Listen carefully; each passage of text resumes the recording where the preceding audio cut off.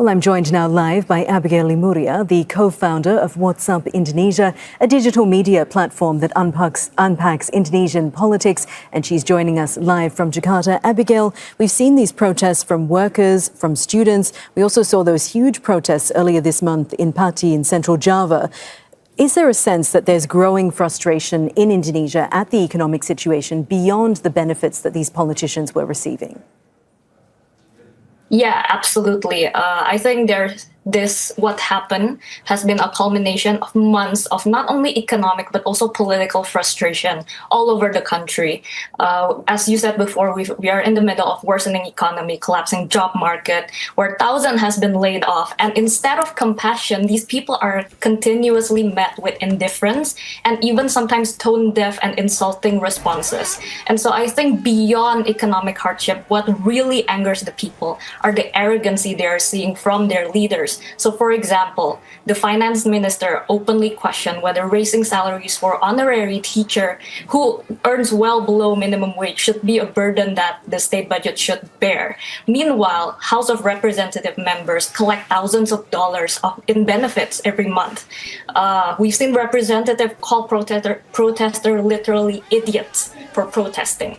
And when confronted, one member, when confronted with a TV news anchor with the gap between the benefit they're taking with the minimum wage salary that the people earn, they literally said, "Do not compare us to commoners." And on top of this, I don't know why, but a lot of the House of Representative members are making dancing videos, somewhat like mocking the people while all of this is happening.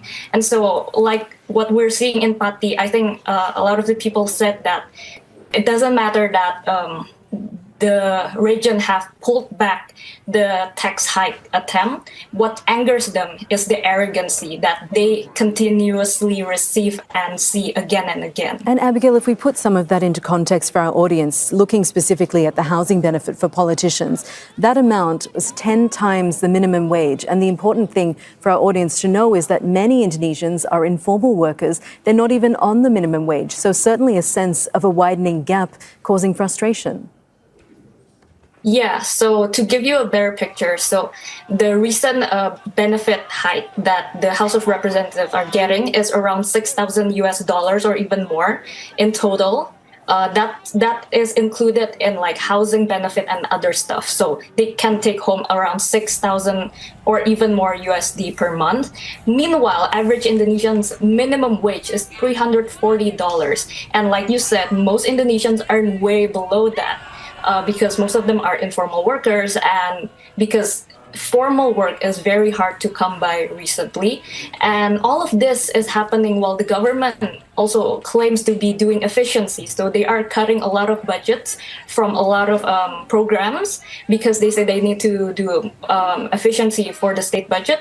But meanwhile, they're hiking the House of Representatives benefit to that crazy amount. And so it's no wonder that the people are angry at this. And Abigail, earlier we heard from the police chief who apologized over the death of a motorbike taxi driver who was killed when a police vehicle hit him. Of course, that has also sparked anger about police brutality in Indonesia.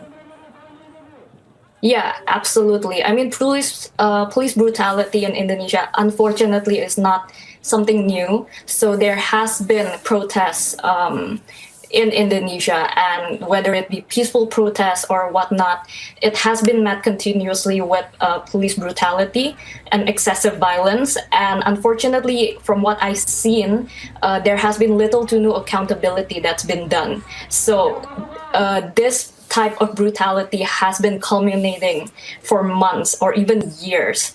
But the recent murder that we see where a police vehicle literally ran over a ride-hailing driver, I think this took the violence and the police brutality to a new height. Thank you, Abigail. That's Abigail Lemuria from WhatsApp Indonesia. Don't miss out. Get the full picture. Subscribe to Al Jazeera for reliable news, expert insight. Like, share, stay ahead.